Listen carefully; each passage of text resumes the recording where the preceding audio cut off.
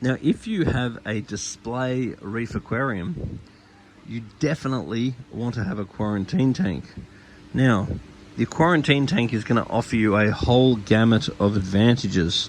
Advantage number one is that when you introduce the fish into your quarantine tank, if something goes wrong and the fish cracks out with a disease, then it's only the fish that you're introducing that are the problem. You're not going to wipe out all your old fish just because you've introduced a new fish.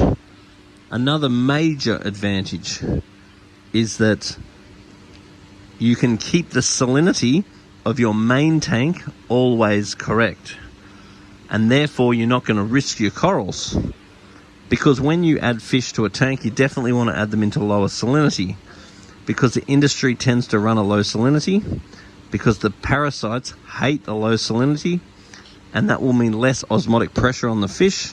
That will mean more energy is available for the immune system of the fish, which means the fish tend to go better if introduced into lower salinity. If you go putting them straight into your reef aquarium, you're going to put them straight into high salinity, and therefore a lot of energy is going to have to quickly go into the osmoregulation system, and that energy is going to come out of the immune system. So the chance of the fish getting sick becomes very high, or much higher. So what people will tend to do, if they do not have a quarantine tank, then they'll tend to lower the salinity of their main tank, which is typically fine, but sometimes they forget to put the salinity back up, and that can literally kill their corals. So you lower your salinity to help your fish, but then you effectively kill your corals. So you create a problem and solve a problem. If you lower the salinity and then bring it back up again correctly, most corals are fine, but they definitely don't appreciate it. So having a quarantine tank will avoid that discrepancy in salinity that is literally unnecessary.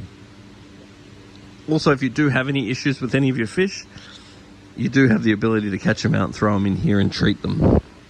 So anyway, I just want to suggest that if you've got money's worth of fish in a display aquarium, it is very cheap to set up a basic setup like this, and I cannot say how worth it is, because the chance of avoiding problems, even with a basic setup like this, is amazing.